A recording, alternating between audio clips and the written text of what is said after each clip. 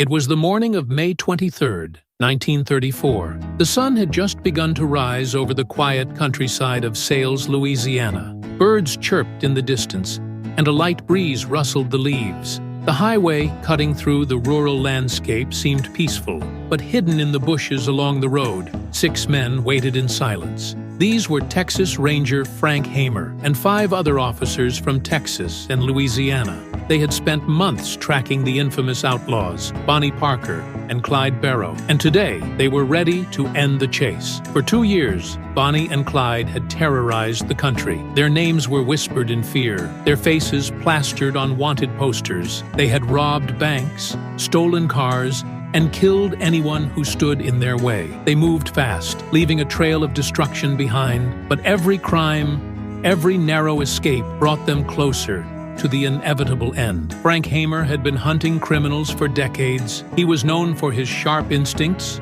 patience, and unshakable determination. In February 1934, he was assigned one of the most dangerous tasks of his career, bringing down Bonnie and Clyde. Hamer spent months studying their patterns, predicting their moves, and gathering intelligence. He learned that the couple often relied on a man named Henry Methvin, another outlaw, who sometimes rode with them. But Hamer also learned something even more useful. Methvin's father lived near Sales, Louisiana. Hamer and his team saw an opportunity. If Bonnie and Clyde thought they were helping a friend, they would lower their guard. So, the officers struck a secret deal with Henry Methvin. In exchange for his cooperation, they promised to spare his life. Then, they set a trap. The plan was simple but deadly. Henry Methvin's father would park his truck along the highway, pretending to have a flat tire. He would act as if he needed help. Knowing Bonnie and Clyde's loyalty to their allies, the officers were certain the couple would stop. And when they did,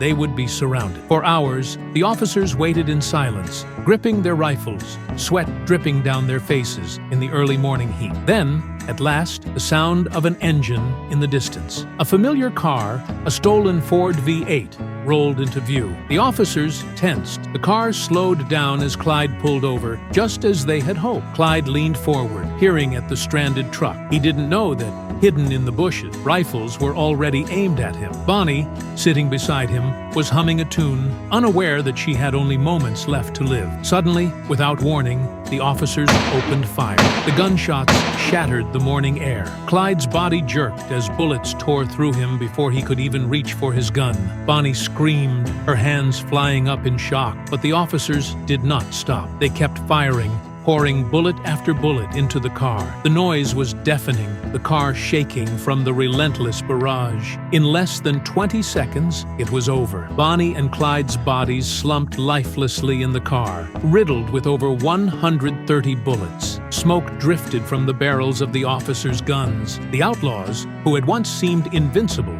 now lay still. As the officers cautiously approached the bullet-riddled vehicle, they could see the gruesome aftermath of their ambush. Clyde, the fearless driver, was slumped over the steering wheel. Bonnie, the woman who had stood by his side through every crime, lay beside him, her once vibrant eyes staring into nothing. Word of their deaths spread quickly. Crowds gathered, eager to see the infamous duo who had become legends in life and now in death. The once feared criminals were no longer a threat, but their story was far from over. Even today, decades later, the tale of Bonnie and Clyde continues to fascinate the world. A story of love, crime, and a violent end on a lonely Louisiana road.